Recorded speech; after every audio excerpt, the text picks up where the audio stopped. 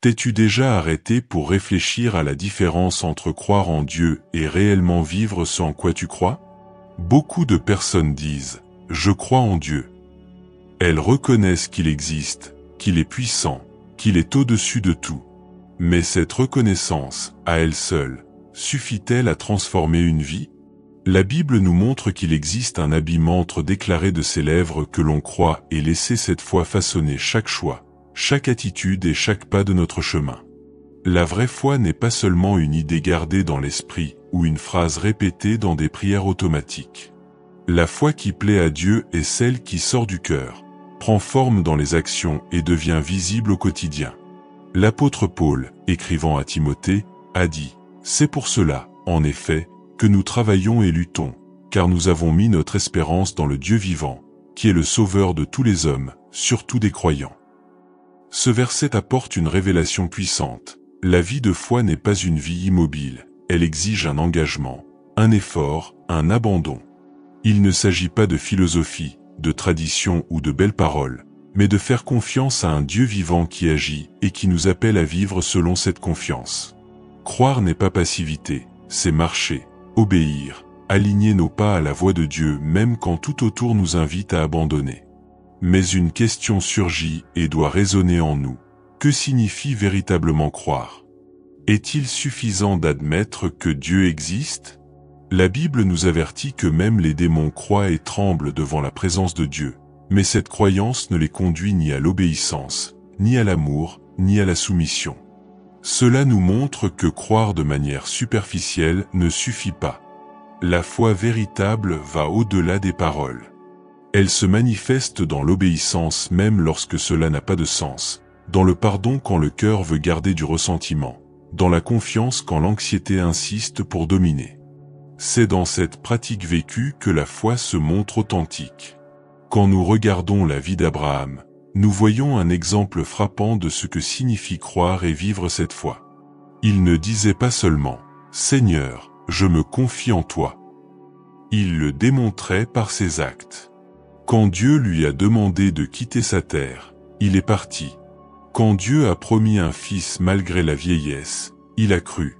Quand il a été éprouvé en offrant Isaac, il a cru que Dieu avait le pouvoir de ressusciter son fils. Abraham n'a pas vécu de belles phrases, mais de pas fermes, même si cela lui coûtait tout ce qu'il possédait.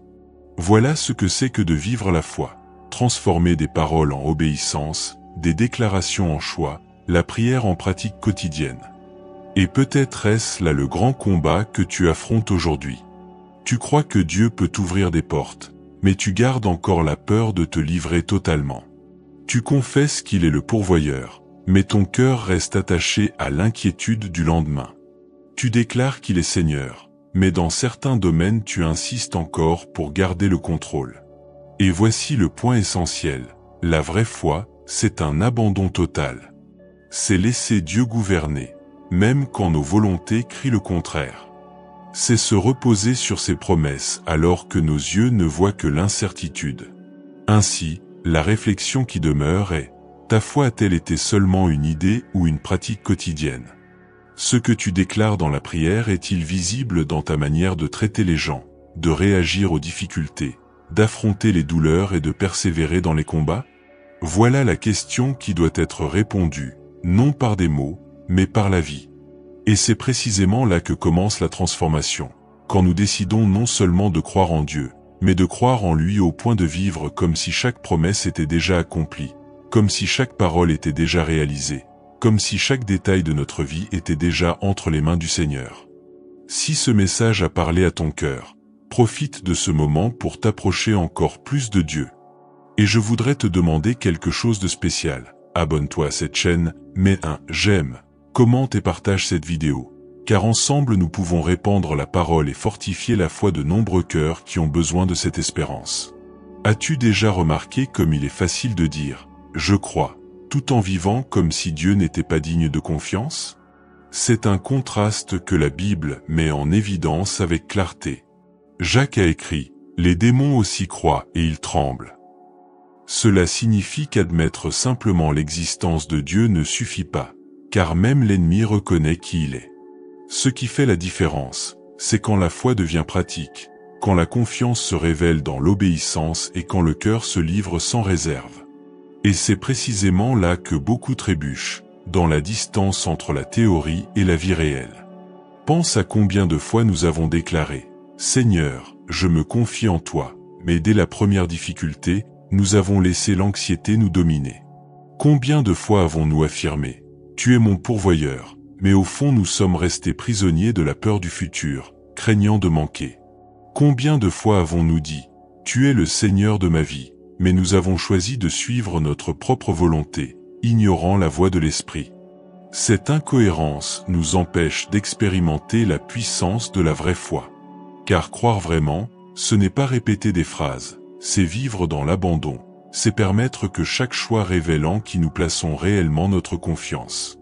C'est à ce moment-là que nous comprenons pourquoi Jésus a dit « Ce ne sont pas tous ceux qui me disent « Seigneur, Seigneur », qui entreront dans le royaume des cieux, mais seulement celui qui fait la volonté de mon Père. » L'Évangile n'est pas une affaire de belles paroles, mais d'obéissance sincère. Il ne s'agit pas seulement de déclarer, mais de vivre de telle manière que chaque décision crie « Je mets ma confiance en toi, Seigneur ».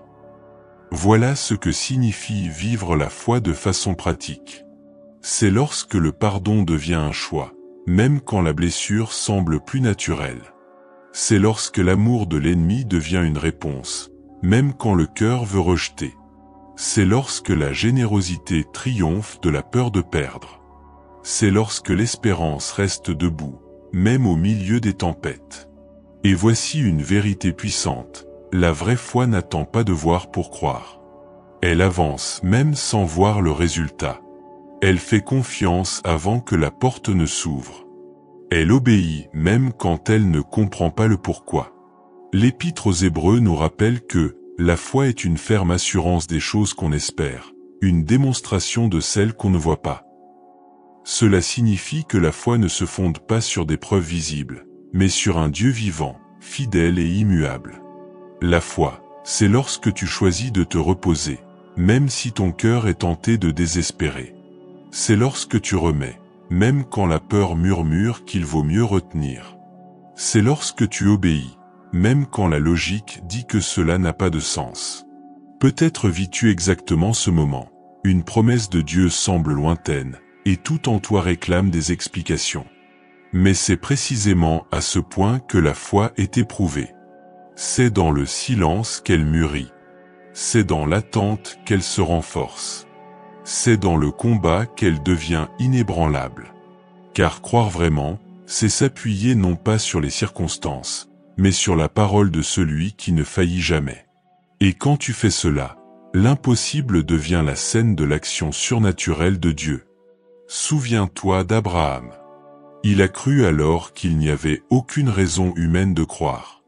Son corps n'avait plus de force, Sarah ne pouvait plus enfanter, mais il a choisi de faire confiance au Dieu qui donne la vie à ce qui est mort et appelle à l'existence ce qui n'est pas encore.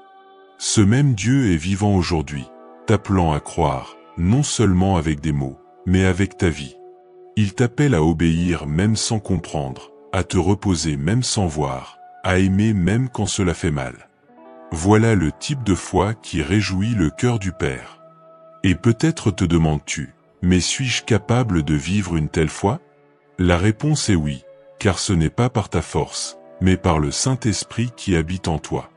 C'est lui qui rend capable, c'est lui qui fortifie, c'est lui qui transforme le cœur afin que la foi ne soit pas seulement un discours, mais une vie entière placée entre les mains de Dieu. C'est pourquoi chaque pas d'obéissance, aussi petit qu'il paraisse, est une déclaration puissante. Je mets ma confiance en toi, Seigneur. Et chaque fois que tu agis ainsi, ta foi devient visible, vivante et réelle. Combien de fois as-tu remarqué que ta foi a été mise au défi dans des situations inattendues?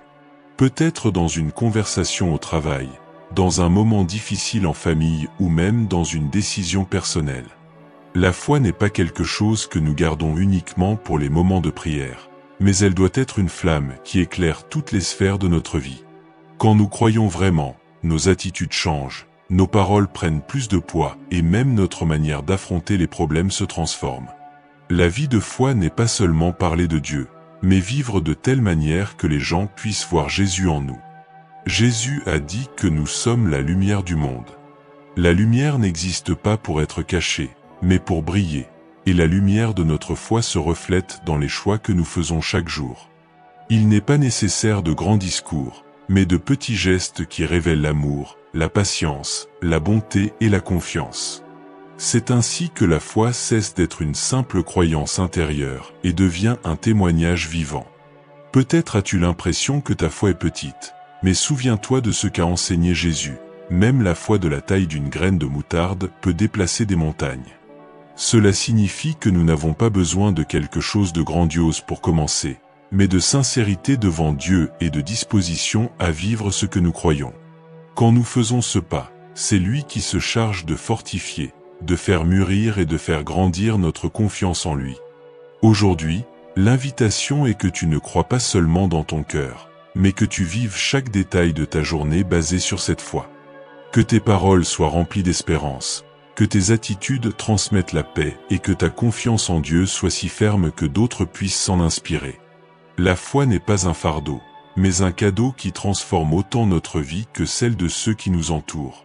Et si ce message t'a parlé, permets-lui d'atteindre encore plus de personnes. Abonne-toi à la chaîne, laisse un like, partage et commente ce que Dieu a mis sur ton cœur aujourd'hui. Ensemble, nous pouvons répandre la lumière et fortifier la foi de nombreux cœurs qui ont besoin d'une parole d'espérance.